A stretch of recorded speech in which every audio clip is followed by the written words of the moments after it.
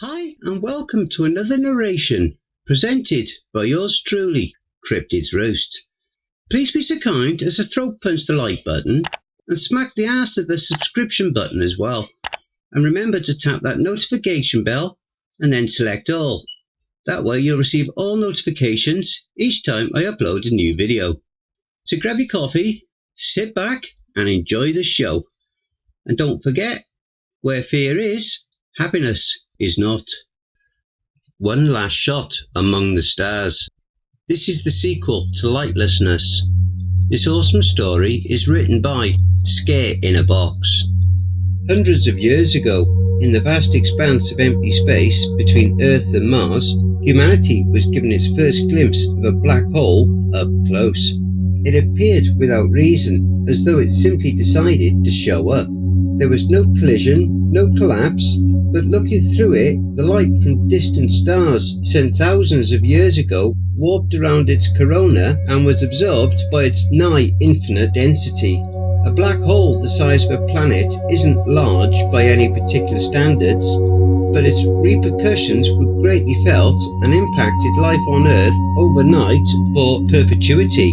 Our seasons, once a predictable cycle of waxing life and waning death, had ceased to be so inevitable as the intense gravity of another planet instantaneously interrupted phases of life that we had depended on. As we orbited the Sun, the gravity from the anomaly lengthened our year and pulled us away from the Sun, only to swing closer to it as we left its pull.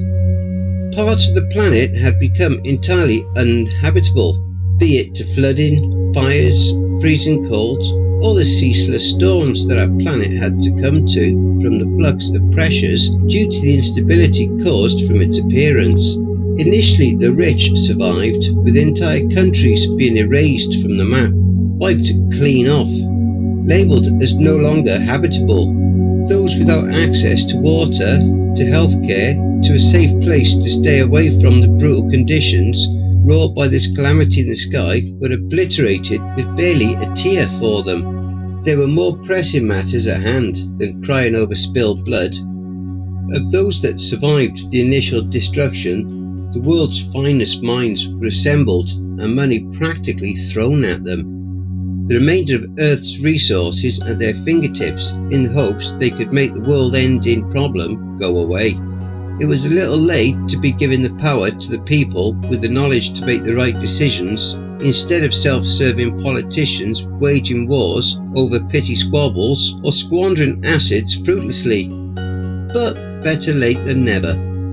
They began to study it immediately, and soon concluded that something else was on the other side. The life we had been looking for had also been looking for us, and it was something that could punch its way through the immensity of space, something that was coming for us. The effects of the black hole weren't even a warm-up, that was just a coincidental side effect. Whatever it was that wielded such shattering power, they designated it as the target. Somehow they knew we still had time, relativistic time. As the target approached us at incredibly high speeds, time for it slowed, giving humanity a brief window to make their chance to deal with this threat. Efforts to study how to dispose of a black hole amounted to nothing, and it was too late to find a habitable planet in a safe enough distance. So Earth's decision boiled down to an immense space station armed with a cannon capable of planetary destruction. A crude but appropriately human decision. At the time, the International Space Station housed a crew of 3 to 6 people, and yet they sought to build a spacecraft capable of housing and sustaining hundreds of thousands of people. The station had been aptly named the Spes Ultimum, and on a cloudless night was visible from the surface of Earth as a blinking light in the heavens, occasionally vanishing from view for weeks as it orbited the black hole. As it moved behind the event horizon, studious viewers with telescopes could watch as its light bent and warped around the black hole, illuminating its event horizon like a halo around the astronomical wonder. It had been built to be functional, and so luxuries were few and far between. Given the age of the parts that had been built initially, a great number of work hours were spent simply holding the beast together and making sure systems remained operational. In its earliest form, gravity had been an afterthought for the generations that followed, and railings still littered its oldest halls between tangled wires and long LED lights. Bit by bit, the monstrosity had been built with generations of work put into it as they tried to catch it up to newer and better technologies. As it always does, time ran out. The final weeks before Instant Zero, as it had come to be known, were mainly checkups on the huge amount of systems throughout the station and a final inventory of its staff and stock. Everything else came to a standstill as the weeks turned to days, to hours, until finally the one moment that had been hundreds of years in the making came to pass. Everybody aboard the Spes Ultimum, from high-ranking officers to janitors, had been invited to the viewing decks to watch the culmination of humanity's efforts as the clock ran down. Some people chose to avoid the crowds and watch from the other decks. Some foolishly waived the opportunity to watch it all. One man had little choice but to watch to the window of the infirmary from where he lay in his bed.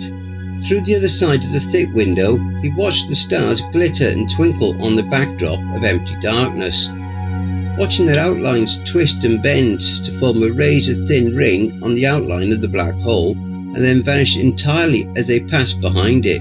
From what he could see, there was nothing there other than a large circle of complete obscurity. There was a sweet irony in the fact that its complete nothingness, the lack of form, was the proof of its existence.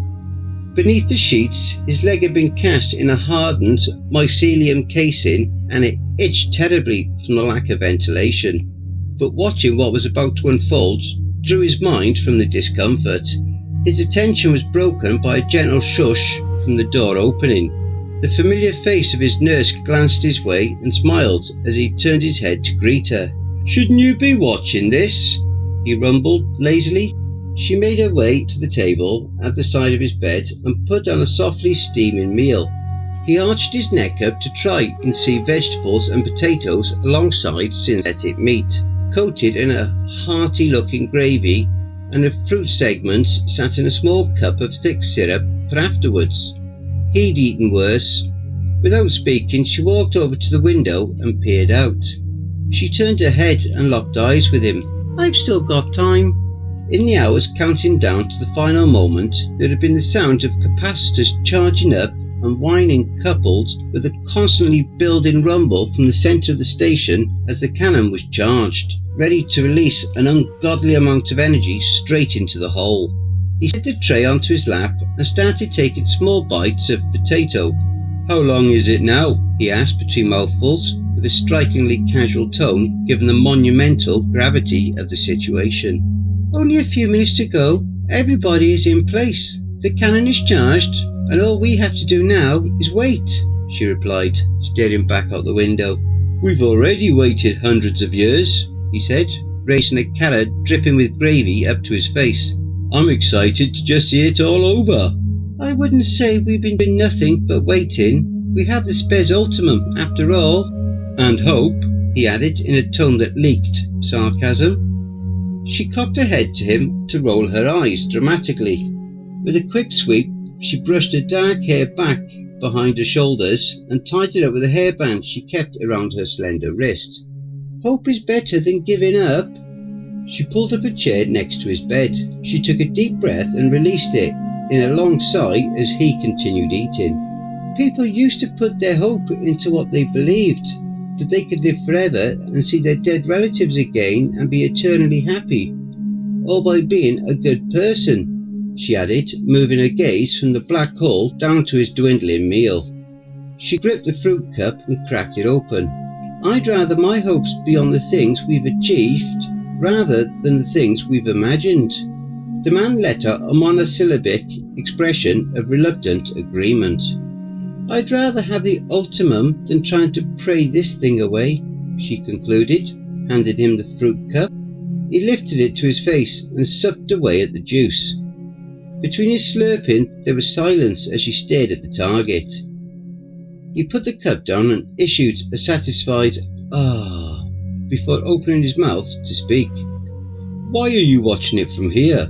Wouldn't you rather get a better view?" he asked, in a tone to suggest she go and enjoy the show.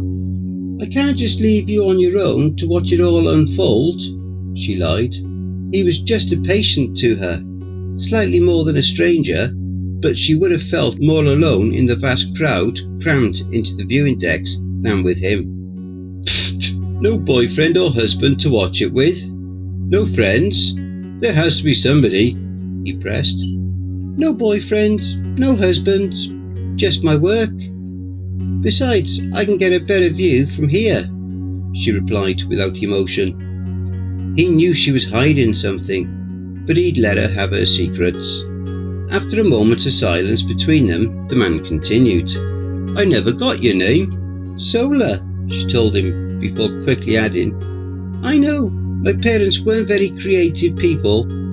"Nice to meet you, Solar." He held out a hairy hand to shake hers. "I'm Nye," she interjected with a vague grin. "I've seen your report. I know all about you already." "I hope it doesn't say anything bad about me," he smiled back. Abruptly, the ship's emergency siren started to blare out with a whining wail that silenced the conversation between them. They both waited awkwardly for it to finish.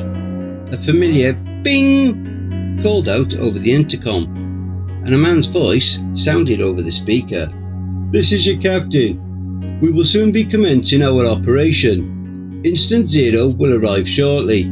I wanted to take this opportunity to thank you all for your hard work aboard the Spes Ultimum, and to thank our crews back on Earth. You have brought honour and integrity to the human race, and without all of you up here, there would be no hope for those down there.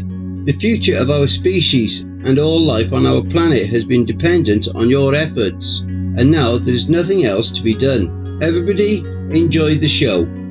Nye and Solar both perked up at the statements, staring at each other brightly. "Here we go, I guess. Do you think it's going to work?"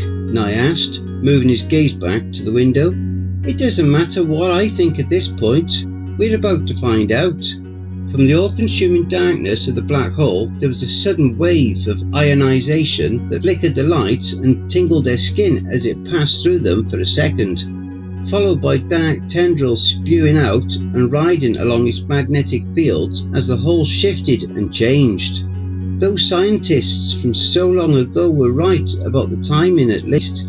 More and more wisps erupted from the dark interior and wrapped around the body, warping and bending around the event horizon as they re-entered. There was a sudden flash that brightened the sky out the window but remained dimmed around the hole, followed by a heavy rumble and shake from the entire station that rattled the bed. An uneasy look washed across Solar's face as she gripped the side of her chair in which she sat. An enormous wave rippled through the structure that knocked her to the ground as the cannon fired silently into space. The lights flickered again, but this time they went out for good. Without the red glow of the emergency lights, it was obvious to them both that the backup power was out too. Something was wrong. Something was very wrong. The ground hadn't stopped moving, and as the flash subsided, they could see the stars shifting from through the window. Nye's finished plate started to rise from its place on the table, and even the table itself began to lift from the ground. The artificial gravity had failed, they realised, as they too began to float freely through the infirmary. "Shit! Shit!" Nye exclaimed, attempting to hold onto the bed and force himself back into it. Solar tried to grasp the chair and force it under the bed, thankful that large pieces of furniture were secured for just an eventuality. "Are you alright?" she asked in a panicked tone, attempting to stow loose items that floated in the darkness. "I'm fine, but what happened?" Nye sputtered, his eyes fixed on the window. "I don't think we're attached to the station." "Shit! Look!" He pointed to the window, his other free hand still gripping the bed. As the now freed section of the Ultimum swung about, the large cloud of debris from the station came into view and eclipsed the stars. Hundreds of years' work, the culmination of humanity's existence, shattered and broken in a flash. Hundreds of thousands of lives extinguished instantly. Sola kicked herself off the floor and drifted over to the window to peer out. She didn't say anything, but Nye knew from the way her eyebrows drew together and her mouth sat agape that she didn't have any good news for him. "Stay here," she instructed before leaving the way she came. Nye just watched out the window and held himself in place, watching as the wreckage of the station swung back out of view and a cloud of nebulous gas hung where the target had been. He could see the stars beyond where it had been suspended in the sky. At least this gambit had worked. His mind drew to everyone else that was aboard the ship, the people he'd worked with and the friends he'd made, all taken from him in an instant. He suddenly felt very alone. Sola reappeared from the door, pulling herself in by the frame and floating over to him through the starlit darkness. "We're sealed in. I didn't find any leaks, so I think we should be alright for now," she said, trying not to think about the immediate future. "Did we get it?" she asked in a mixture of fear and excitement. Nye took a deep breath. "I think so. I can't really see much of anything." The view from the window swung past Earth, and there wasn't much to see other than millions of tons of spacecraft in pieces, drifting listlessly through space, covering their view. "Black hole is gone. That's something." "Did you see the target? Did it come out?" Sola questioned quickly. "Just a big flash. Then everything fell apart," I answered, but he wasn't quite sure of what he'd seen. Everything was so sudden. Sola scanned the room, trying to find something to help their situation. The console on the wall was entirely black. There was no power to any of the systems. The lights were out, gravity was gone, and what air was locked in the room with them would soon become tainted and unbreathable. The heating system would be entirely broken too, and with no way of sending a signal to anyone, there was little hope that anyone would come for them. Even if they did, it was unlikely they'd be able to reach them in time. Her eyes fell blank as she realised there wasn't anything that could help here. They were trapped in this piece of wreckage, floating through space with no control over their destination and no certainty of their survival. "We're well and truly fucked, aren't we?" Nye whispered. Sola wanted desperately to try and disagree, to argue that there was still hope to cling on to, that someone would come by and pick them up. Beyond that, they wanted to say that the world was saved and that humanity would thrive again as they had before. But she couldn't be certain of that either. Through the gentle twinkle of the stars reflecting on her face, he could already see her answer in the expression she wore. He pulled himself up in the bed to sit up properly as best he could without gravity holding him there. The heady realisation that the end of their lives loomed over them humbled them both to silence. Nye reached out and grabbed Sola's hand, and she looked over to him. "It's been an honour serving with you," he said in a sombre tone, but she faked a half smile, best she could muster given the circumstances. Besides, he didn't really even know her. How could it have been an honour? "I suppose we just wait now," she replied after a moment, attempting to hold herself steady against the wall by the bed. "It's not like I'm going anywhere," Nye joked morbidly, lifting his leg. "I'm just glad I'm not alone. Thank you." "I didn't exactly plan this, but you're right." She eyed the cloud of debris from the Ultimum from the window. "I hope this was all worth it." Nye followed her gaze. "I don't think we'll get a chance to find out. I was hoping we'd at least get to see it, to see something. We didn't even get to find out what we were going against." Sola hadn't even realised she was curious about that too, until he mentioned it. "We didn't even know if it was hostile." "If it can travel through space like that, it can probably wipe us out in the blink of an eye. If we took the chance that it was friendly and it eradicated us, whose head would that be on?" "Everyone's. But how did these scientists so long ago know that something was coming through there? It's not like they sent probes in, and even then they wouldn't be able to get them out again to pull data from them," Sola voiced with a slight concern. "I don't even know how they got the timing right. Seriously, how hundreds of years ago did they manage to calculate the exact time the target was going to appear? What did they know that we don't? It all seemed too perfect to him. Perhaps there was a mathematical formula based on the readings that they could take. But science had come a long way since then, and they wouldn't even be able to do that now. I'm just glad they got it right. I don't think it matters now how they got the numbers. Maybe they wrote it down somewhere, Solar answered with a shrug. Oh, not like they'll teach that to anyone. Everything has been about the target for so long, about building the Spes Ultimum and protecting the world. They used to teach kids about everything. Arts, cooking, religion, history, she listed. She wondered what those classes would have been like, instead of just practical lessons based around the station. What did they teach you in school? Nye took a second to think about it, raising a finger for each class. Mathematics, science, engineering, electronics. Solar nodded fervently in agreement. Me too. Nothing else mattered. I got into a biology program, and they locked me into a medical tract when I was 11. Ah, I got into hydroponics. I wasn't interested in plants, but the science behind it I found pretty interesting. He looked on in thought for a moment. What class would you have liked to take? Solar considered the question, but quickly came up with her response. I know it's silly now, but languages. People spoke lots of different languages way before. I've always thought it'd be nice to speak another language. You wouldn't be able to use it these days. I know. It's just interesting. How about you? History, I think. We've been around on the planet for a long time, but all they ever tell us about the time before the target was that humanity lived in peace, whatever that means. We can't just sit around living in peace for thousands of years. There are probably a lot of things we can learn from the past.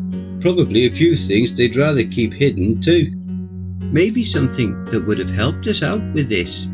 I'd like to find out about the future too. Everything has been leading up to Instant Zero, and now that it's come and gone, I wish I could find out what happened to the world. Solar took a hair out of her hairband and pushed a hand through it to attach it back to her wrist.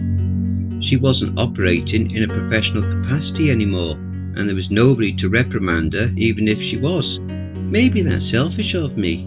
Maybe I was never meant to know what happened next. What do you think will happen? I don't know. Maybe they'll teach languages and history now. Solar flashed her teeth in a slight smile. Given all that was happening, the death of hundreds of thousands of people minutes before and her own impending demise, she was actually cracking jokes. Nye smiled back as best as he could, but ignoring the problem wouldn't make it go away. With the target gone, maybe they will. This cult we've been born into, the target, Instant Zero, this soul, sacred focus, there's no reason to keep it up anymore. Maybe people will be free to choose their own path and focus on the things that make them happy. Maybe we can work on fixing the world instead of protecting it. Solar thought about that, about returning the world to the way it was before the black hole appeared and changed everything. Forests, lakes, polar ice, predictable temperate weather. It sounded like paradise. They might not be able to get back the biodiversity, not without cloning at least, but it would be a much nicer place to live. She pictured the moments after the black hole appeared and imagined living through that before asking, the target, whatever it was, do you think it'll be back? The thought hadn't crossed his mind. If it does, or if there's another one, let's hope it won't take hundreds of years to prepare for. Really, he knew it didn't matter, since neither of them would be there to find out. It wasn't their problem anymore. Silence filled the room again. Do you think we did the right thing? She asked quietly, curling her knees up to her chest as she floated against the wall. We did what we did. There's no changing it now. Even if there was a better way, we can't just scrap something this big halfway through. You know, I heard of a few people questioning the project from the start, but they just vanished. Something struck the side of the infirmary, rattling the walls with a low steel groan. and sending the room spinning slightly. Solar quickly grabbed the bed and pulled herself on top of Nye, pushing him into the mattress to keep them both in place. "I'm not sure how long we have," she murmured despondently. "It doesn't matter. I'm just glad you were here with me until the end. It's a lot more than everyone else got. At least they didn't suffer." Solar's eyes became glossy as she fought back a tear. "Thank you." Nye slowly pulled her head down into his body and held her head to his heart, with one hand cupped around the back of her head, staring at the ceiling. "No, thank you." Don't forget, if you enjoyed that story, be sure to pop over to the author's Reddit profile and drop them a line, or even give them a glowing review. I'm sure they really would appreciate it. The link to their Reddit profile will be below in the description. Please be so kind as to throat punch the like button and smack the ass of the subscription button as well. And remember to tap the notification bell and then select all. That way you'll receive all notifications each time I upload a new video. Oh, and don't forget to share the video far and wide. This will all help with YouTube's algorithm and will help to promote this channel more. And don't forget to check out the merch store. The link will be in the description and also in the video thumbnail. And if you would like an honourable mention, send in a snapshot of yourself with your purchase and I'll feature it in one of the videos. I now have my very own subreddit community where you can submit any stories you've written. You can submit your stories or encounters either there or send them to cryptidsroost@gmail.com. If you wish to remain anonymous, that's fine with me. All the links are below. I also have a Facebook group, Twitter, Reddit, and you'll also find me on Discord. If you would like to support this channel and help make it grow, my PayPal is paypal.me/cryptidsroost. Again, that will also be below. And don't forget, where fear is, happiness is not.